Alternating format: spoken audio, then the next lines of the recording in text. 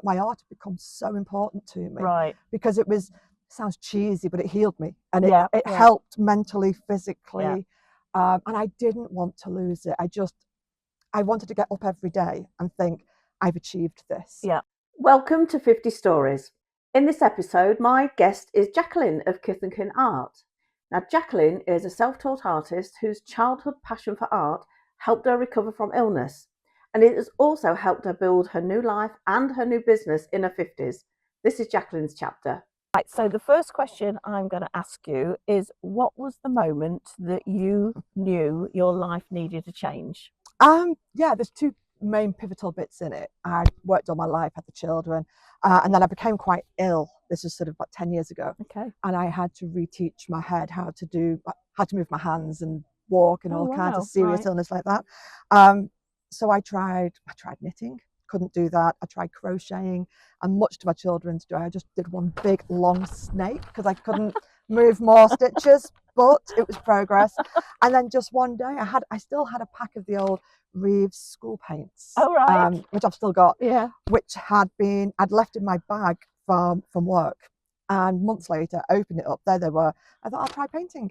So I copied a piece off online. I found something really simple, copied it, and just worked there and there and there. So I just carried on with that. And then a lovely friend of mine a few years later forced me into setting up a Facebook page. Okay. And she said, you need to start taking it another step, which is where the name Kith&Kin Art came from, because I didn't want it associated with me. Okay. Because I was really, really embarrassed by it. And I thought, this artwork's dreadful. Oh, and wow. So I did the Kith&Kin, which is family and friends, or friends and family. Yeah. Because that's what I was mainly painting at that time. So I ticked along with that, lots of commission work in, lovely hobby, was in a nice environment where I was able to take early retirement because my partner worked full time and things like that. And then there was another unexpected fork in the road when my partner was no longer there. And I had to make the decision then of, I need to earn money. Okay. I need to earn money, but my art had become so important to me. Right. Because it sounds cheesy, but it healed me, and it helped mentally, physically. Yeah. And I didn't want to lose it. I wanted to get up every day and think, I've achieved this, rather than getting up every day thinking, right, I just need to go to work to earn the money. So it was that act of creating. The act of creating to keep me sane, but also the fork in the road of going, it now needs to be a business. Yeah. It now needs to be a business, which then has taken it onto a stage that I never thought it would ever be on, where it is doing really well. Excellent. What have you learned about yourself since starting your new chapter? I've learned so much. I've learned that, thanks to my wonderful sister, you don't just take one coffee into the studio, you can take two, save you getting back up again. Useful bits of information like that. But I've also found that I am wonderfully creative. I'm still the lovely, kind person that I always have been, but just in a different way. I like to support lots of our local fundraisers, charities. Okay. I set aside an allocation of artwork every year to then donate. Oh, otherwise, it gets ridiculously over the top. I'm also my worst enemy. I will procrastinate till the cows come home. If there's the boring jobs to do, I'll delay them and delay them, because all I want to do is create. But what else was there? I can be my biggest champion. I'm fiercely proud of what I've done. Excellent. So proud. And I've got here with my partner when he was around, and now with my 3 children.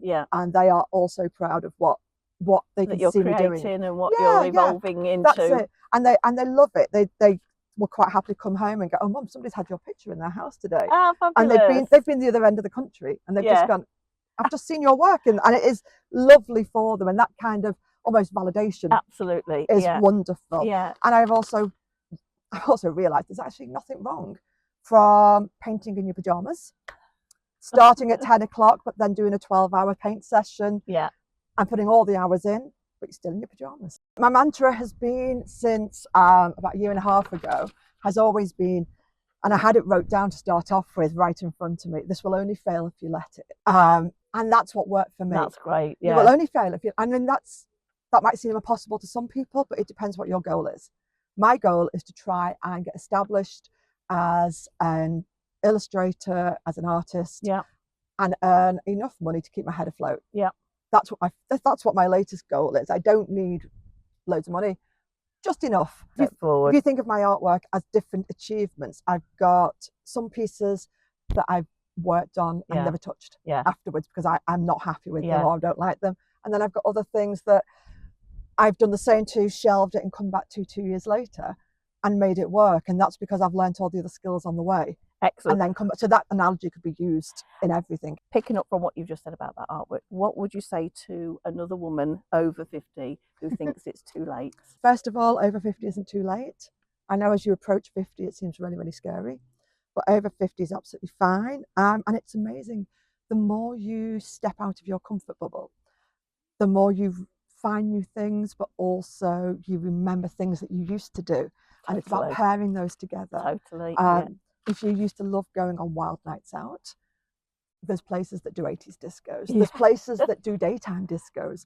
There's all kinds of things that you can tweak to then make being over 50 even more enjoyable. Because don't forget, we've got the menopause as well. We've got that horrific thing called the menopause. No matter how it hits you, it's like puberty. It hits some people hard and then it doesn't hit others at all. And it's just a case of looking after yourself. It's the daft things.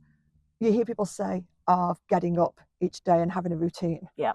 Have a routine that fits for you. If just getting up every day works for you, then that is what you've achieved. And then you can add a couple of weeks later something else.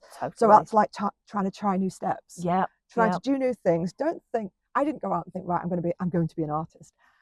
That might have been overwhelming if you thought about that, and you might have then immediately, and I'm putting words in your mouth, but I know I would go, okay, I start comparing myself to people who are miles down the road, who different styles, which feels like it's unobtainable. But like you said, you've just, every step you're taking towards that journey, and you're getting closer and closer, and you are that now. That's it.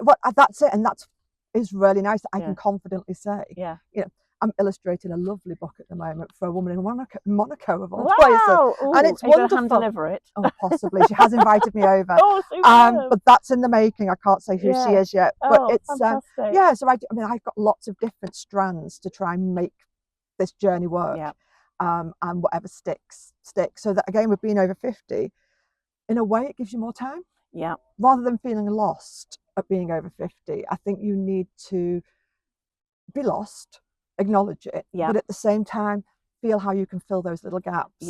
Totally agree. If you're sat there at the end of the night, the children aren't there, your partner's on the other sofa doom scrolling, or one of you is asleep, fill that time in. You don't have to leave the room. But I used to take a pen and paper and I'd just draw, or I'd just plot down ideas, or I'd just do anything really. And just to sort of start rediscovering who you are. And that's something I always say to people is, I always like the idea of going back to what when you were children, because usually that was when you didn't have any responsibilities and you did follow your passions. And I think and even if you just, like you say, add that incrementally a little bit into your life, then you can start feeling more reconnected with who you are. And it sounds like you've done exactly that, and your art has just come to the surface and gone, this is the thing that you're going to follow. So the next question I want to ask you is, what's one thing you would tell your younger self? And I would like you, because I've asked you to prepare this, give you a bit of time to think about it. So if you could read out a little letter to your younger self. I didn't write a letter, confession. What I did do is a lot of bullet points. I thought about when I was younger, what I would do differently if possible. Generally, there's nothing really I would change, because everything, good and bad, has meant that I'm here. But there's little things, especially in high school, couldn't spell, couldn't do maths, dreaded going into school, hated anything to do with that, didn't feel physically sick, because it was in the 80s and it was completely different. So I can remember being stood up in English classes, being told to spell a word and being absolutely ridiculed, and then going into my art class and being top. And it's that kind of enjoying what you can do and do it well. So I would have said to myself, when I met a then boyfriend, when I was meant to go to Brighton University and study art, sorry mum if you're watching, and I didn't go to art college or art university, and then obviously inevitably the relationship ended. I really should have gone to university then and studied art. I look now at what I've achieved now, and not with my life but with my art. It could have been completely different. It could have been even more. But then at the same time, it could have been nothing. Because I didn't touch. I've worked it out. It's 25 years gap between finishing high school and picking up a pen again or a paintbrush, with nothing in between. People say, were you creative? And my thing was always, I could wrap presents well. And I did put nice bows on them, and it was always lovely. But to actually draw something, I didn't think I could do. And so, yeah, I would say I'm curious of what the old me would have achieved that way. But then I've got 3 amazing children, a grandchild on the way, my art business. So yeah, I don't think I'd change much. Yeah, I've just wrote, the future's still scary, but it's a sunny road. And I think that I should have told myself that earlier, rather than being worried about everything. Worried about what people think. Worried about what I do. Is it valued? Am I good enough? Am I doing things right? Constant. And I think there's a lot of us that we all have that in the back of our heads. And it would have just been nice to go back and go, don't worry about it. Don't worry, it'll be fine. You'll be drawing bunny rabbits and jumpers next, and before you know it. And you most probably you've come to your art at the right time for you. Yeah, that's it. And had I have come to the art earlier, it might have been like a completely different story. And I might have had failure after failure, and then stopped. And I wouldn't be doing anything now. Whereas, so it's all happened for a reason. It worked out. It has. It's not been easy. No, rarely. And there's been lots of ups and downs, and continue to be ups and downs. But yeah, that's good. Fantastic. It's good at the moment. And my final question is, if you had to name this chapter of your life, what would you call it, and then why? Initially, and I actually asked my children this, I said, this is the last question. What do you think we should do? And we laughed and we joked about some cheesy things. And they said about it being the new me, but different. So then I know then the renewed chapter came about. So it's renewed. It's nothing different. I'm still me. I'm still, I like a vodka. I like life, but it's on a different platform. It's not as if my chapter's any better or worse, because I was happy where I was. But this is bloody lovely. And I love it. So yeah, the renewed chapter. Fantastic. Because everything's new. Brilliant. Well, on that note, I've got a little gift for you. Oh. I always say manage your expectations. Vodka. No. So this is just as a thank you. Do I open this now? Yeah, if you want to open it, and then if you just want to read it out loud to the camera and turn it to the camera, and then it's just... If you make me cry, I'll shout at you. No, I won't make you cry. I might cry because it's not as good as your art. Right. Oh. So this is a little thank you. So this is Jacqueline, and it's a chapter 50 renewed. This is a chapter where Jacqueline doesn't reinvent herself. She reconnects with the quiet magic that's always lived inside her, with the joy of creating just for the wonder of it. What started with the brush became something bigger, a way to express what words couldn't, to find calm in the chaos. Now she lets her imagination lead, trusting that even soft steps can take you somewhere bold. This isn't about being perfect, it's about being true. Through her art and her courage to begin again, Jacqueline shows us that renewal isn't loud, it's gentle, steady, and completely hers. Wow. Oh, you are getting emotional. I am getting emotional. Thank you. That's so much. Absolutely wonderful. Well, I'm just creating Thank you. one of these for every wonderful lady that is. But you've summed it up perfectly. Thank you. You have. I hope so. When you said, and I've looked at your website. And actually on that, I just want you to tell everybody. Can we do a plug? Show some of your art, and then if you share what your TikTok and Instagram and all those handles are, so people can find you. So I do this kind of thing. So I do lovely landscapey things. It's all illustration style. These are so beautiful. And this one, oopsie, things like this.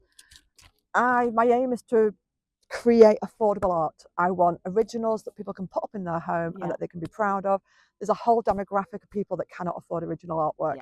It's completely outpriced. So I like to do the likes of this one, big A3 picture.